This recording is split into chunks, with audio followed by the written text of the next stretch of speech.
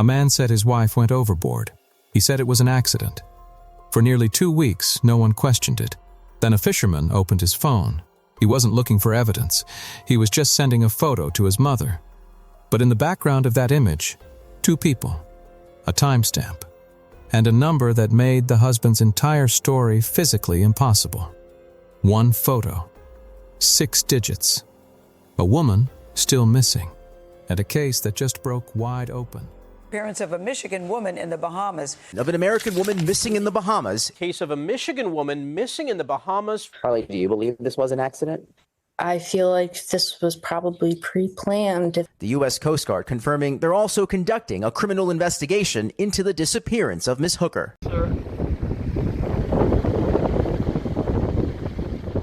Her name was Lynette Hooker, 55 years old, a mother, a sailor, a woman who had spent the last decade living on the water with her husband of 25 years, documenting every sunrise, every island, every quiet moment on a boat they named.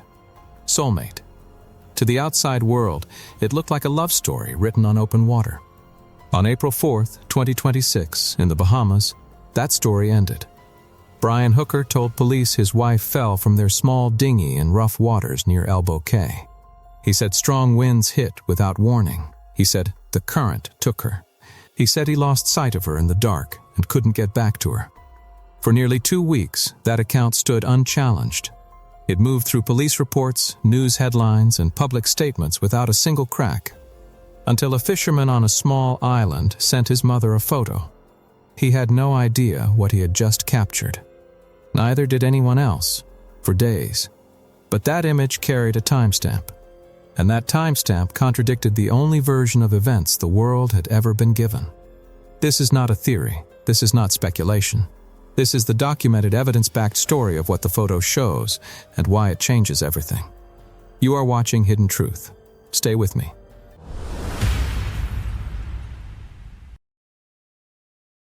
Her name was Lynette Hooker, 55 years old, a mother, a sailor, a woman who had traded a fixed address for open water and never looked back. She grew up near lakes in Michigan, the kind of childhood that puts the smell of water in your bones for life. And decades later, that love never left her. It just got bigger. It became the whole life. For the past several years, she and her husband Brian had been living aboard their sailboat, a vessel they named Soulmate. They moved through the water like they owned it. Louisiana, Florida, the Bahamas, island after island, anchorage after anchorage. She filmed all of it. Sunrises over glassy water, meals cooked in a solar oven and a kitchen the size of a closet, sea turtles drifting beneath the hull. She posted everything to Instagram under the name The Sailing Hookers. Her captions were warm, funny, real. One post showed her pointing to her shirt, which read "Growing Old Disgracefully." That was Lynette. Unfiltered, alive, moving forward. And always, just beside her, Brian, 25 years of marriage. A Marine veteran, a man she called her hubby in post after post. From the outside, they were the dream. 2 people who had chosen adventure over comfort and were living it out loud every single day.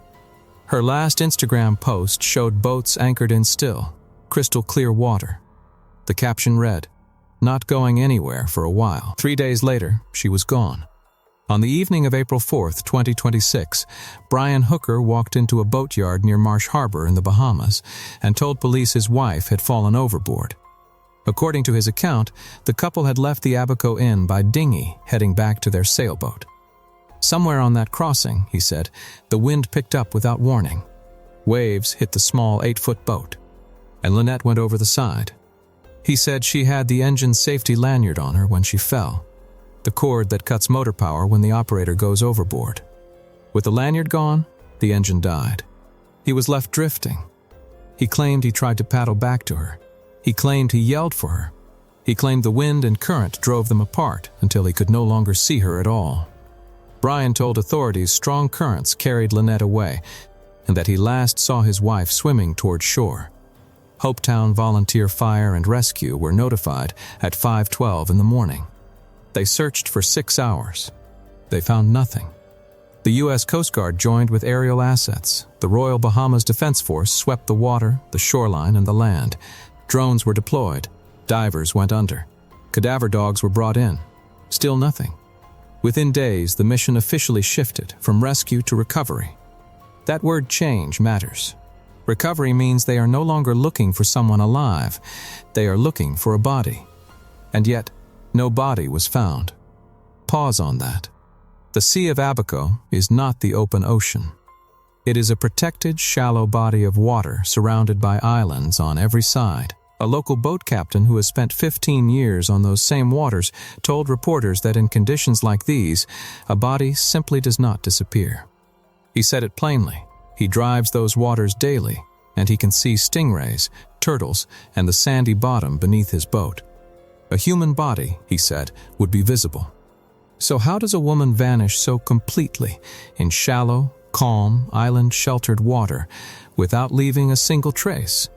That question sat at the center of everything, and Lynette's family was asking it louder than anyone. Her daughter, 𝐂𝐇𝐀𝐏𝐿 𝐂𝐇𝐀𝐏, told reporters she received a phone call from Brian on Sunday evening, the night after her mother had already gone missing. She described the tone of that call as flat, matter of fact. She said it felt like someone reading from a prepared statement rather than a husband in crisis. His exact words, as 𝐂𝐇𝐀𝐏 recalled them, "Hey, your mom is missing. We don't know where she is. She's been missing since last night, but we're going to come up there soon to see you." And then he ended the call. A man who had just lost his wife of 25 years. And those were the words he chose. Hold that. Because the further into this case you go, the more every single small detail begins to carry enormous weight.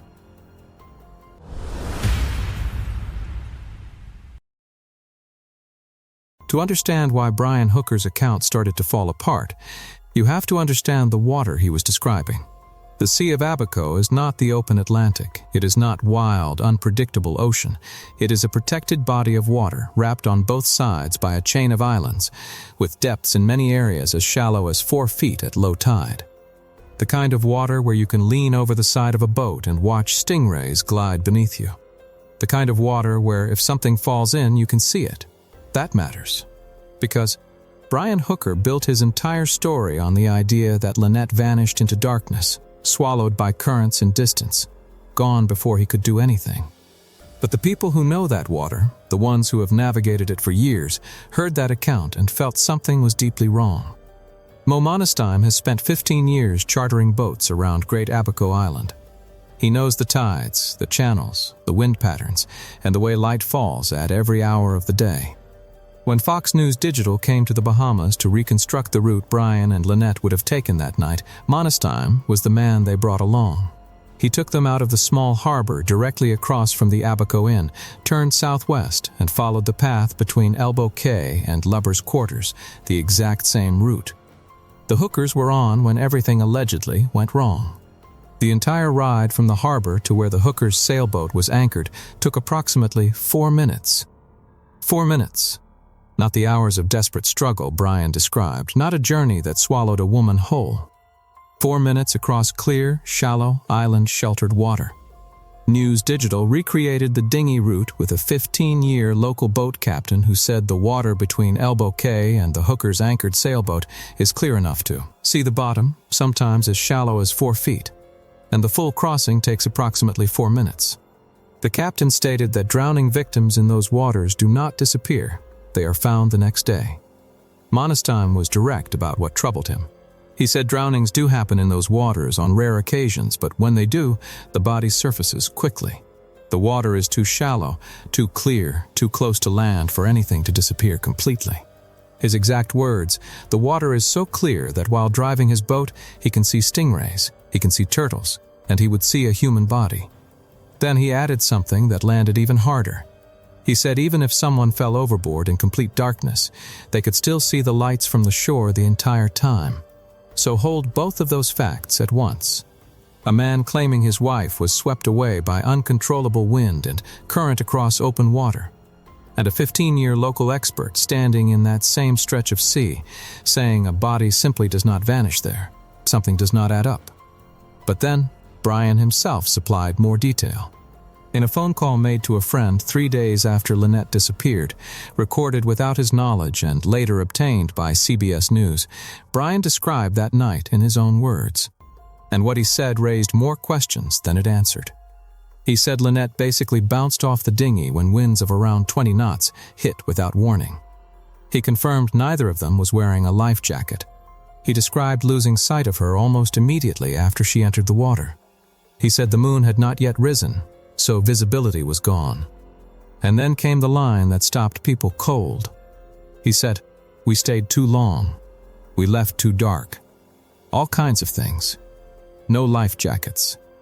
I threw the anchor out last instead of first. It's a cascade of failures. Something I'm never going to forgive myself for. A cascade of failures. Those are not the raw, fractured words of a man still in shock. Those are organized, framed, packaged, the kind of language someone uses when they have already moved past the chaos and started constructing an explanation. The call was made 3 days after Lynette went missing. Yet the emotional distance in his voice sounded like someone speaking from years away. A man who drifted on open water for nearly 9 hours, composed enough 3 days later to summarize the whole thing in a single phrase. Think about what that silence between those two realities actually contains.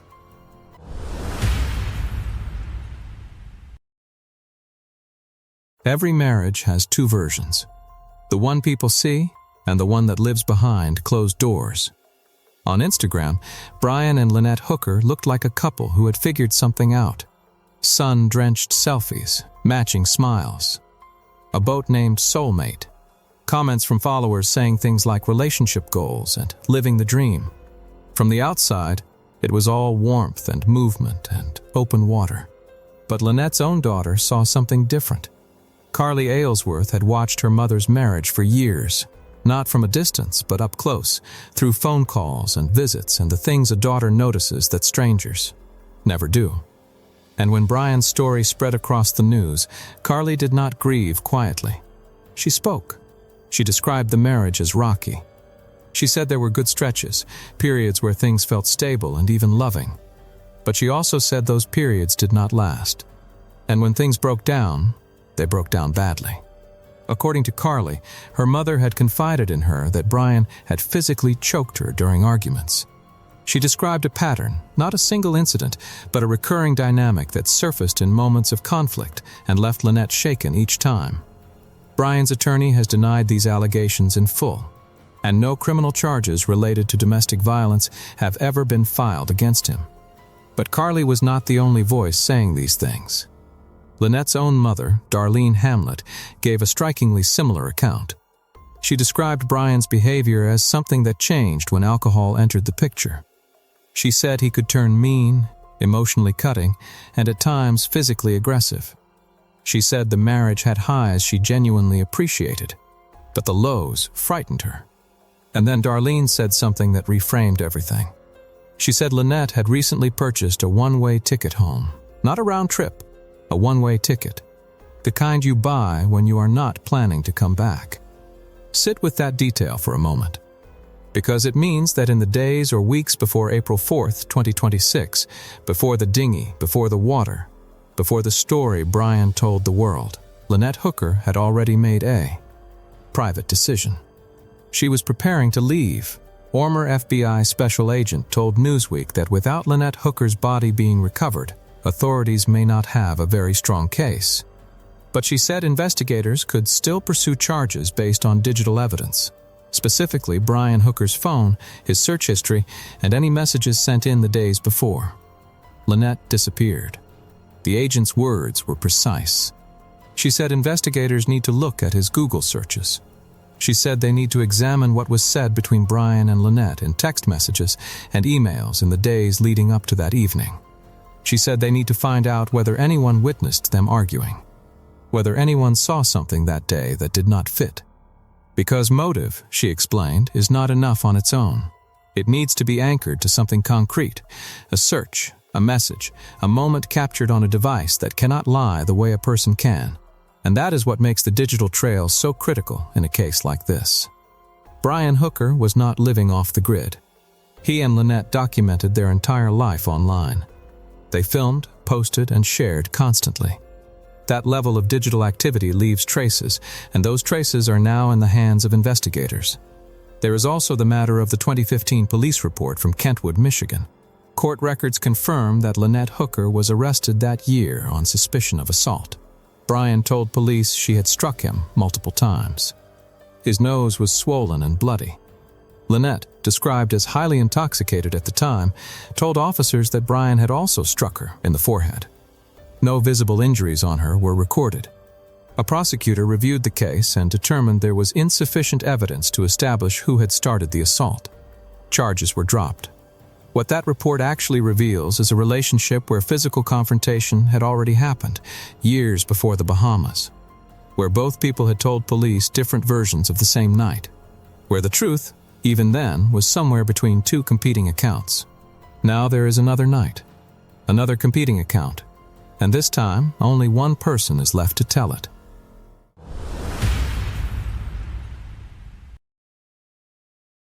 "4 days after Lynette Hooker vanished, the Bahamian police made a move. On the evening of April 8, 2026, Brian Hooker was taken into custody. Royal Bahamas Police Force Assistant Commissioner Edvardo Dames told reporters the arrest was made based on probable cause. He was not charged. But he was placed in a cell, and the investigation shifted from passive to active. For the people following this case, for the family, for the sailing community, for anyone who had been listening to Brian's account and feeling that slow, growing unease, the arrest felt like a signal, like the authorities had seen something, like the cracks in the story had finally become visible to the people with the power to act on them. Brian's attorney, Terrell Butler, moved quickly. She released a statement saying her client categorically and unequivocally denied any wrongdoing. She said he had been cooperating with investigators from the beginning. She described him as completely heartbroken, deeply distressed, and in an extremely fragile emotional state. Over the following days, Brian was questioned multiple times. According to his attorney, investigators asked him at length about his marriage, about the personal dynamics between him and Lynette, about past incidents, about the state of their relationship in the days before she disappeared. She noted that during one session, Brian broke down in tears. The detention was extended. Under Bahamian law, police can hold a suspect for 48 hours initially and then request a court extension of up to 96 additional hours. That extension was granted. The clock kept moving. And then, on the evening of April 14th, after nearly a week in custody, Brian Hooker walked out. No charges. Released. Local Michigan news outlet, Click on Detroit, confirmed that Brian Hooker was released after his attorney stated police had presented no new evidence during a follow-up interview. That lasted less than an hour. The Royal Bahamas Police Force said it made the decision in coordination with the Department of Public Prosecutions, which recommended no charges be filed at that time, pending the outcome of further investigations. Court records also revealed Brian Hooker was acquitted of a child abuse charge in 2000. His attorney stood outside the building and spoke to cameras. She said the decision reflected the absence of sufficient evidence. She said justice was working. She said they had no choice but to release him. 𝐂𝐇𝐏 𝐂𝐬sworth responded the same night. Her words were careful, but the weight behind them was not. She said that as long as a thorough investigation had been conducted into every fact, she would have to live with whatever the conclusion was. And then she added she did not think this was the end. The next morning, Brian spoke publicly for the first time since his release. He said he believed Lynette could still be alive. He said he intended to keep searching. He said she was his life, that they had been together for almost half of his life, and that he meant to keep looking. Those words moved across every news outlet within hours. But the day after he said them, he left the Bahamas. He boarded a plane and flew to the United States, landing in Atlanta. His attorney explained the departure by saying he had received urgent word that his mother was gravely ill and had traveled to be at her bedside. 𝐂𝐇𝐏 later confirmed that Brian's mother had indeed been seriously ill, which accounted for that part of his explanation. But the timing carved a line across everything he had just said publicly. One morning, a commitment to keep searching for his missing wife. The following day, a flight out of the country where she disappeared, where her body had never been found, where the investigation was still open, where the sailboat named Soulmate still sat anchored, unmoved, waiting. The Bahamian military announced around the same time that the official search was being suspended. After analyzing tide patterns, wind direction, and drift calculations, they said they were running out of locations to check. The search that had used drones, divers, cadaver dogs, and Coast Guard aircraft was quietly winding down. Lynette Hooker was still missing. The man at the center of every question about her disappearance was on a plane heading north. And the U.S. Coast Guard criminal investigation, the one with federal reach and no expiration date, remained fully active.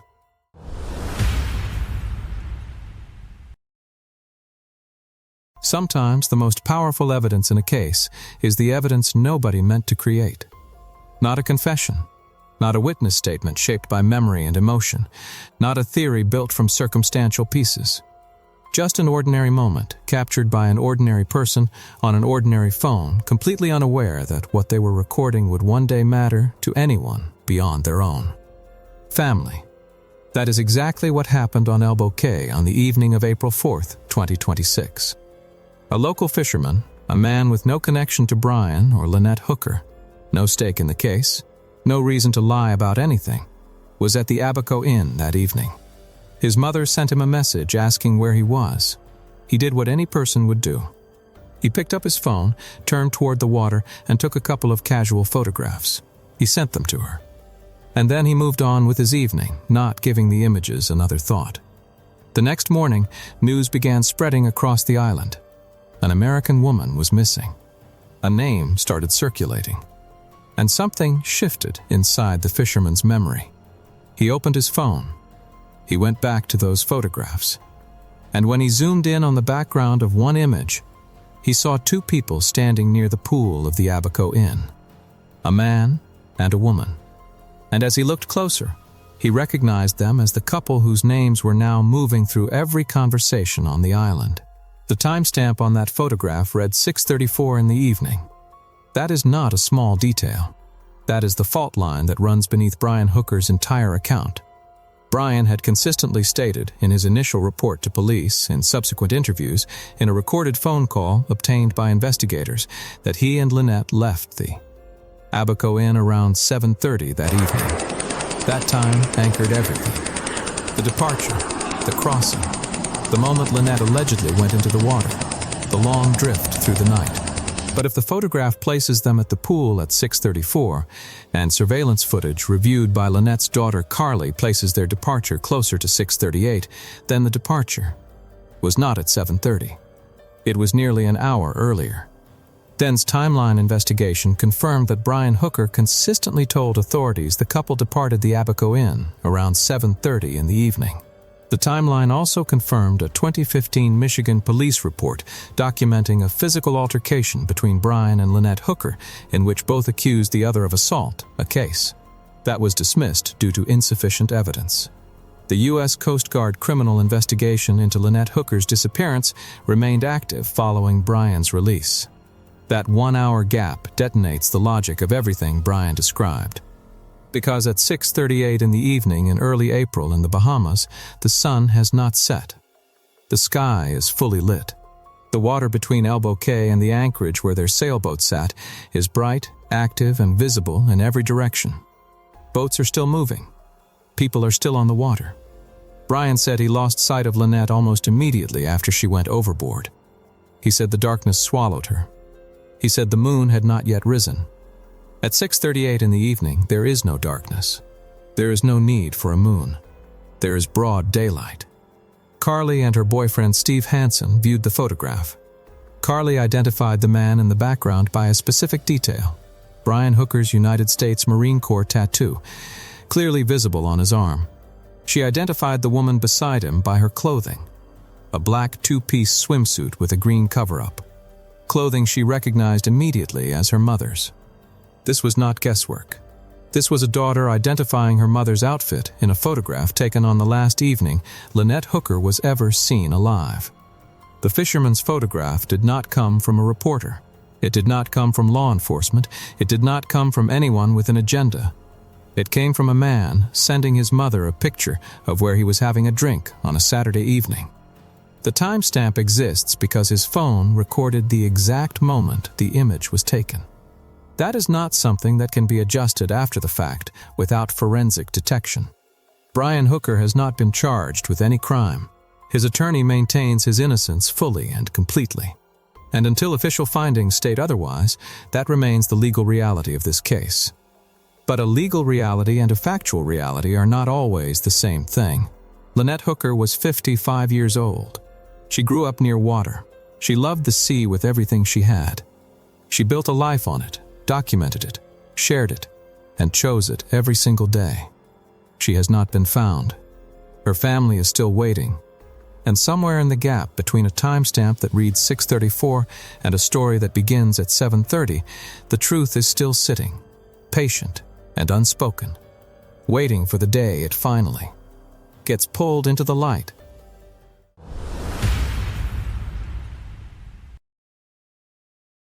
Lynette Hooker has not been found. Brian Hooker has not been charged. The U.S. Coast Guard criminal investigation remains open. The Bahamian search has been suspended. The sailboat named Soulmate still sits anchored near Marsh Harbor, unmoved, silent, holding whatever it knows. And a family in Michigan is still waiting for an answer that has not come. This case took extensive research and significant time to cover every angle with the care it deserves. If you want to go deeper, read the full investigation reports, the court records, the timeline breakdowns. Every credible source used in this video will be linked in the description below. Read them. Form your own conclusions. Because Lynette Hooker was a real person, not a headline, not a case number. A mother, a sailor, a woman who loved the water and shared that love with the world. She deserves the full truth. And that truth is still out there. If this story moved you, if you believe cases like this deserve to be told without compromise, subscribe to Hidden Truth. Every case we cover completely. Lynette, we have not forgotten you.